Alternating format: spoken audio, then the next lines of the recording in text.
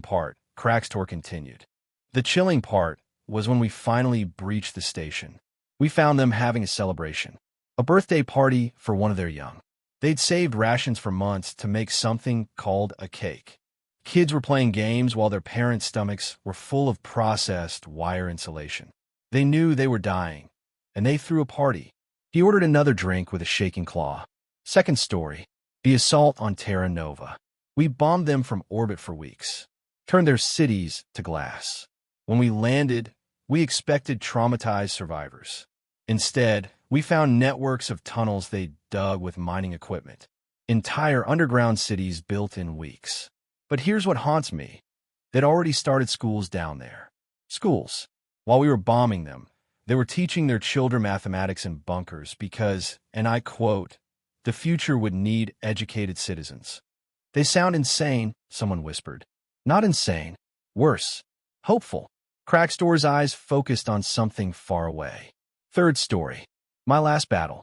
The defense of Kepler Colony. A small human settlement. Maybe 3,000 civilians.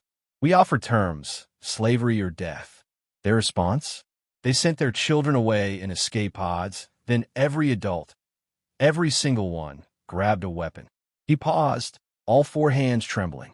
A librarian, soft-spoken woman who ran their archives, killed 12 of my elite warriors with improvised thermite bombs she'd learned to make from their history files. A chef poisoned our water supply while serving us a surrender feast, smiling the whole time. Children barely old enough to walk were carrying ammunition to defenders. But the worst was their commander. When we finally captured him, he was mortally wounded, dying. Know what he said? We held you for 6 days. Earth knows you're here now. They're coming. Then he smiled and said, I feel sorry for you. Crackstore drained his drink. The bar on Nexus Station fell silent when the scarred Thraxian ordered his 7th drink.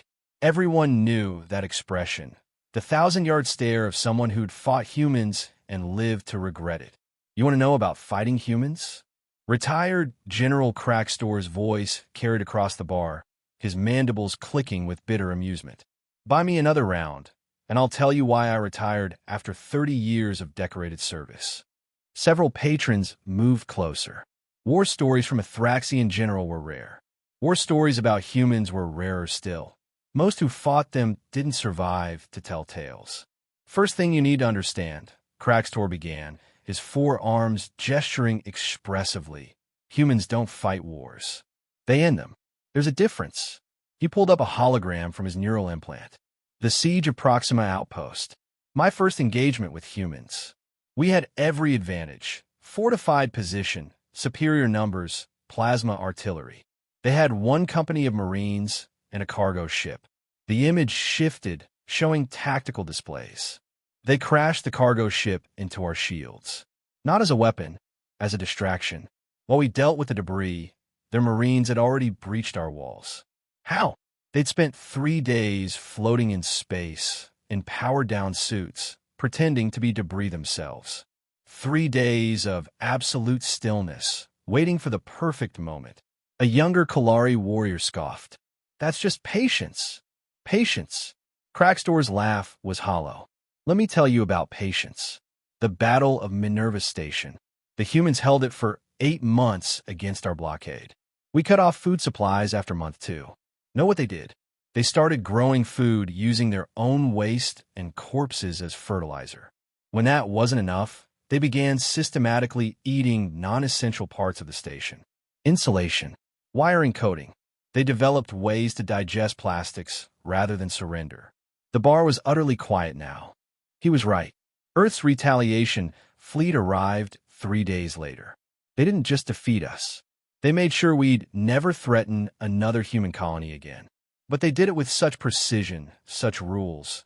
They could have exterminated us, but they chose not to. That mercy was more terrifying than any cruelty. Standing to leave, Crackstore looked at his audience one last time. You want to know what's truly chilling about fighting humans? It's not that they're monsters. It's that they're not.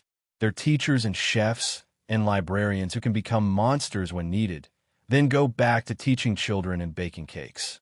They carry hell and hope in equal measure. He left them with one final thought. When you fight humans, you're not fighting soldiers.